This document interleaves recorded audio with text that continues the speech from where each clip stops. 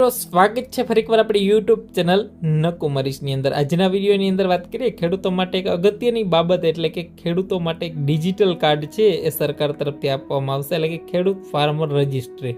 વિશેષ મિત્રો કયા કયા ડોક્યુમેન્ટ જોઈશે, કઈ જગ્યાએ ફોર્મ ભરવાનું છે, અને ખાસ કરીને આ ફોર્મ નહીં ભરો તો તમારે કેટલી સેવાઓ છે બંધ થઈ જશે, કેટલી યોજનાઓ છે ખાસ બંધ થઈ જશે, વિગતવાર માહિતી મેળવીએ। ખાસ આ વિડીયો તમારા મિત્રો સુધી શેર કરી ચેનલની અંદર નવા આવેલા તો ચેનલ પર સબસ્ક્રાઇબ કરવાનું ભૂલતા વાત કરીએ ખેડૂતો માટે ખાસ અગત્યની બાબત, એટલે કે ફાર્મર રજિસ્ટ્રી।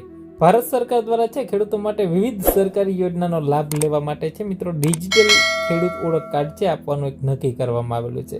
આ અંતર્ગત છે મિત્રો ખેડૂતો માટે એક સરસ મજાનું ડિજિટલ ઓળખ કાર્ડ આપવામાં આવશે, એટલે કે ફાર્મર રજિસ્ટ્રી એના માટે છે મિત્રો।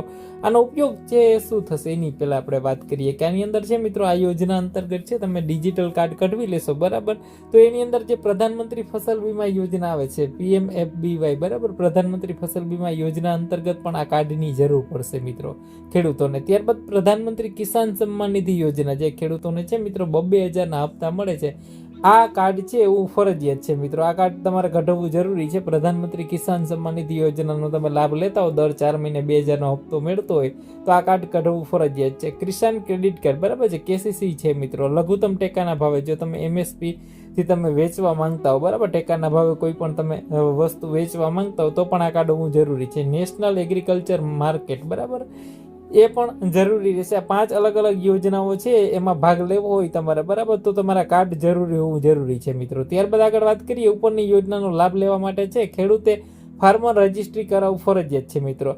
હવે આ રજિસ્ટ્રી તમે કઈ જગ્યાએથી કરાવી શકો એની આપણે હવે વાત કરીએ મિત્રો, અને એનો વિડીયો પણ બનાવીશું, તો ખાસ કોમેન્ટ બોક્સની અંદર કોમેન્ટ કરજો કેવી રીતે તમે ઘરે બેઠા પણ કરી શકો છો। જે ખેડૂત ખાતેદાર હોય બરાબર, અહીંયા એક લિંક આપેલી છે, આ લિંક તમારે તમારા મોબાઈલની અંદર અથવા પીસીની અંદર ટાઈપ કરવાની છે। આ લિંક ઉપરથી તમે ઘરે બેઠા કરી શકો છો। કેવી રીતે કરવું એનો વિડીયો બનાવીને આપણે જાણ કરશું। આ તમે સેલ્ફ રજિસ્ટ્રેશન કરી શકો છો। તમને ન ફાવતું હોય બરાબર, તો આપણા ગામની અંદર ગ્રામ પંચાયત હોય ત્યાં VC હોય બરાબર, તેના દ્વારા પણ તમે કરાવી શકો છો મિત્રો। હવે તમે જ્યારે આ રજીસ્ટર કરાવવા જાઓ છો બરાબર, ફાર્મર રજિસ્ટ્રી કરાવવા જાઓ છો ત્યારે તમારા પુરાવા કયા કયા જોશે, પુરાવાની આપણે વાત કરીએ મિત્રો તો તમારું આધાર કાર્ડ જોશે। આધાર કાર્ડ સાથે લિંક મોબાઈલ નંબર હોય, એટલે ખાસ આધાર કાર્ડ સાથે મોબાઈલ નંબર લિંક હોવો જરૂરી છે મિત્રો। સર્વે નંબરની અંદર 7/12 તમારે નકલ જોશે મિત્રો। સર્વે નંબરની અંદર દાખલ થયેલ તમારો સંયુક્ત ખાતેદાર હોય તો એનું રજીસ્ટ્રેશન છે કરવાનું રહેશે મિત્રો। અને ફાર્મર રજિસ્ટ્રી હેઠળ ખેડૂતોએ છે આજની છેલ્લી તારીખની વાત કરીએ તો 25/11/2024 સુધી છે કરવું ફરજિયાત છે મિત્રો। વિશેષ છે જે ખેડૂતોએ PM કિસાન સન્માન નિધિ યોજના અંતર્ગત છે મિત્રો 2,000નો હપ્તો મળતો હોય તો એને આગામી 2,000નો હપ્તો પણ નહીં મળી શકે, એટલે ખાસ આ કાર્ડ કઢાવવું જરૂરી છે।